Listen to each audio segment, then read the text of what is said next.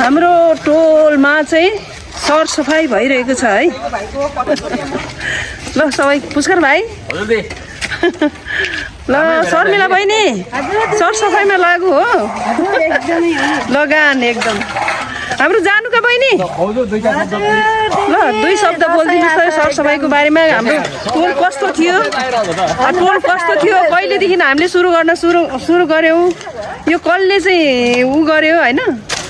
नमुना टोल विकास संस्थाले आयोजना गरेको सरसफाइ कार्यक्रम। हजुर अहिले चाहिँ दसैँ विशेष हो, त्यसपछि चाहिँ महिनाको एकचोटि हजुर प्रत्येक महिनाको पहिलो शनिबार गर्ने भन्ने हाम्रो एउटा सहमति भएको छ। पहिलो शनिबार, महिनाको पहिलो शनिबार मात्रै? महिनाको एक दिन सफा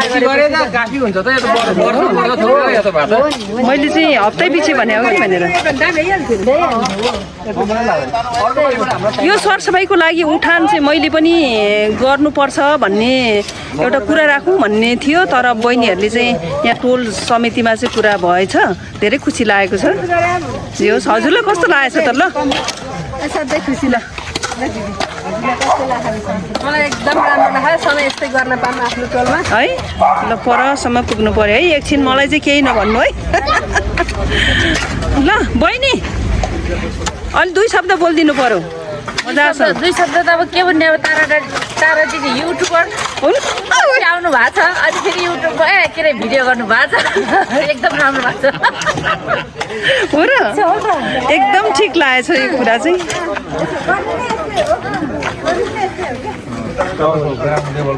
ल भाइ नबोल्ने?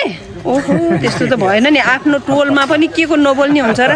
2 शब्द राख्नु राम्रो हुन्छ नि होइन दाइ? ल बडा दशैंको शुभकामना छ। हामी बडा दशैं होइन, यो सरसफाइकै बारेमा भन्नुहोस्। बडा दशैंको त छुट्टै छ फेरि। अब शुभकामना छ।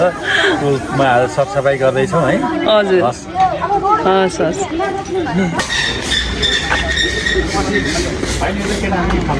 सरसफाइमा ल हाम्रो शोभा बहिनीको घर अगाडि आइपुगेछ।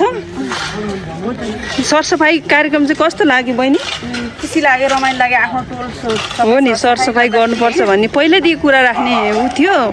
जे होस् राम्रै भयो यो टोलमा। आजबाट श्री गणेश गरेछ होइन? गणेश आएन हो आजदेखि। हजुर हस् त। दाजु ल आउनुहोस् गरौँ।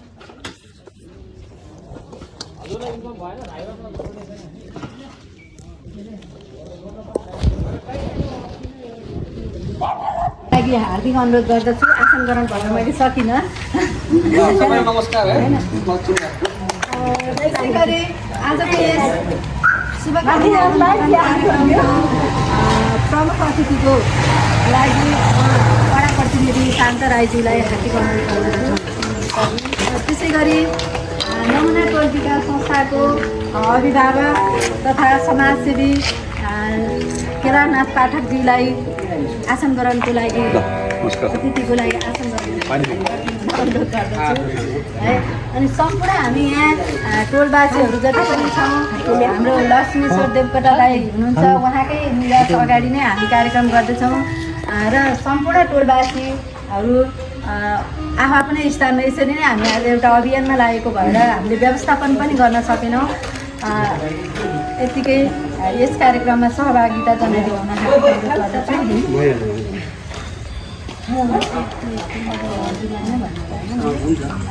होइन सबैलाई। सबैजनालाई एकचोटि म यो आफ्नो परिचयका साथ शुभकामना राखिदिनु हुनको लागि हार्दिक अनुरोध गर्दछु। सबैलाई नमस्कार। म यो नमुना टोल विकास संस्थाको अध्यक्ष उपु डिएसपी नरेश कुमार पौडेल। मेरो घर चाहिँ धनेश्वर चोकनिर।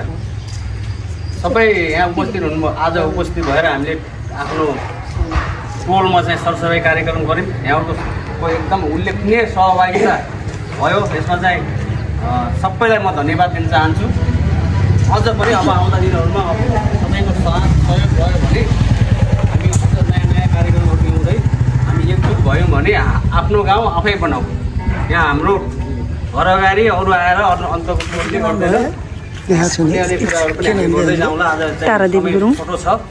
अनि केही दिन अगाडिबाट हामीले सेक्युरिटी गार्ड पनि राखेका छौँ।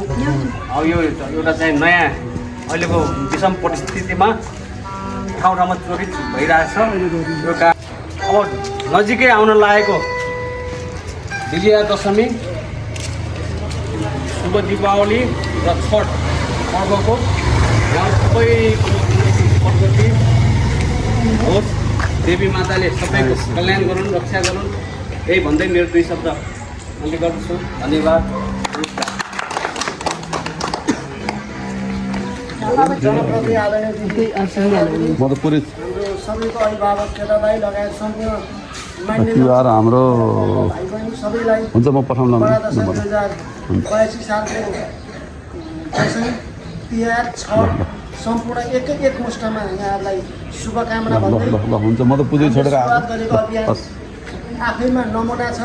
नमुना टोलको नमुना काम सुरुवात गरेका छौँ। हाम्रो एक बेला रोइरहेको छ राज्य। म चाहिँ यहाँबाटै अब शुभकामना भनेर उसलाई फोन गरेँ हुन्छ त्यसलाई है होइन ठिकै छ पर्दैन किन चाहिएर हालो सबैले थाहा छ म यहाँको सबै के आज त्यो हाम्रो भाइबर ग्रुपमा चाहिँ सबैले हामीले हरेक म्यासेज त्यहाँ रिले गर्छौँ। हामीले 1 number 2 number 3 number 4 number post छुट्याएका छौँ। त्यो भाइबर कृपया सबैले एक्टिभ भइदिनु होला। भाइबरमा के भएको छ म्यासेज हेरिदिनु होला। कहाँ के समस्या भएको छ हामीले भाइबरमै गरिरहेका छौँ। कसैलाई यहाँलाई केही समस्या हुन्छ भने भाइबरमा यहाँले अपडेट गरिदिनु होला पनि अनुरोध गर्दछु। सबैले भाइबर छु म चलाउँदिनँ पनि नभनिदिनु होला। जानिँदैन आफ्नो घरमा नानी बाबुहरूसँग सल्लाह गरेर पनि सिकेर पनि चलाएर पनि अपडेट भइदिनु होला अनुरोध गर्दै मेरो भनाइ मैले नमुना टोलको उपाध्यक्ष अनि हाम्रो यहाँ मान्छे नमस्कार भाइ बहिनीलाई धन्यवाद। अनि अब यति अहिले भन्दाखेरि पर्छ नि नयाँ तैँले गर्दा यो भएको हो नि त होइन। सबैजना उपस्थित हुनुभएकोमा धन्यवाद। बाबुले लिन्छ नि बाबुलाई नमस्ते सबैजनालाई। मेरो नाम जगदीश्वर देवकोटा, यस नमुना टोलको एकजना सदस्य र यो हजुरहरूले जुन काम अहिले गर्नुभयो र केही समय अगाडिदेखि एउटा हामीले समूह बनाएर जुन काम गर्दै आइरहेको छौँ त्यो एकदम राम्रो छ र यसलाई चाहिँ हामीले कन्टिन्यू गर्नु पऱ्यो। अब महिनामा 2 महिनामा जसरी हुन्छ सबैको सहजता हेरेर अब अहिले सरसफाइ गऱ्यो भने अर्को बेलामा के काम गर्ने एउटा सल्लाह गरेर केही न केही गर्दै गइराख्यो भने हामीलाई एकजुट पनि बनाउँछ, एकअर्कालाई चिनिराख्ने पनि बनाउँछ र हाम्रो समूह एक्टिभ पनि भइरहन्छ। अहिले एउटा काम गरौँ र केही समय इनएक्टिभ नभइकन रेगुलर काम गरौँ। हजुरले यो काम गरिरहेको देख्दाखेरि धेरै खुसी पनि लागेको छ र मैले मेरो तर्फबाट के गर्न सक्छु हजुरहरू सबै भन्नु होला। म जहिले पनि गर्न तयार छु र यस वर्षको 2082 सालको बडा दशैँ तिहार र छठ लगायत सबैको लागि हजुर सबैजनालाई मेरो धेरै धेरै शुभकामना छ र हाम्रो म्याम स्थानीय तहबाट म्याम पनि आउनु भएको छ, त्यसको लागि पनि म्यामलाई धेरै धेरै धन्यवाद दिन चाहन्छु मेरो व्यक्तिगत तर्फबाट प्लस समूहको तर्फबाट। र यसरी नै स्थानीय तह प्लस यो समूह मिलेर हामीले काम गऱ्यो भने धेरै गर्न सक्छौँ। गर्नुपर्ने कामहरू धेरै होला, कति थाहा छ होला कति छैन होला, यही अनुसारले उहाँहरूको पनि हामीले सहयोग पाउँछौँ भन्दै मेरो कुरा